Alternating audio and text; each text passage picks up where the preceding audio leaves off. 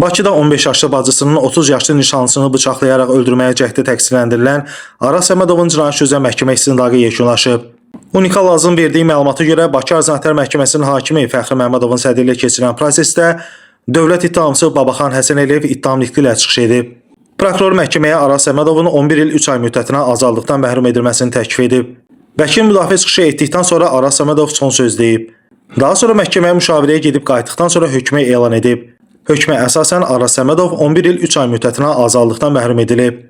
Qeyd edək ki, hadisə 2025-ci ilin fevralında Bakının Əmircan qəsəbəsində baş verib. Aparılan istintaqla müəyyən edilib ki, 28 fevral 2025-ci tarixdə Araz Səmədovun yaşadığı Əmircandakı fərdi yaşayış evinə qardaşının qayını, həmçinin bacısı Şəmsiyev Nazilənin nişanlısı olan Umudov Bilal qonaq gəlir. Bu məqamda müəyyən vaxt keçdikdən sonra Araz Bilalı onun bacısı Nazilə ilə yataq otağında söhbət edən zaman zorlamasını, seksual xarakterli zoraki və əxlaqsız hərəkətlər etməsini güman edərək onu qəsdən öldürmək qərarına gəlir. Araz qonaq otağından bıçağını götürərək yataq otağına daxil olur və bacısından dərhal otaqdan çıxmasını tələb edir. Lakin bacısı otaqdan çıxmadıqda ilk olaraq Umudov Bilalın sifət nahiyəsinə yumruq zərbəsi vurur. Daha sonra Araz əlindəki bıçağı bacısının sifət nahiyəsinə sıxaraq zərif çapıq xəsarəti yetirir və təkrarən otaqdan çıxmasını tələb edir.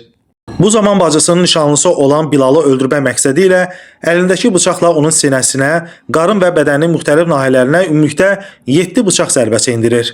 Bilal Umudovun yaralı vəziyyətdə aktiv müdafiə olunması, eyni zamanda evdə olan şəxslərin köməyi və vaxtında müdaxiləsi nəticəsində Araz Səmədovun əlindən bıçağı almaq və zərərsizləşdirmək mümkün olur.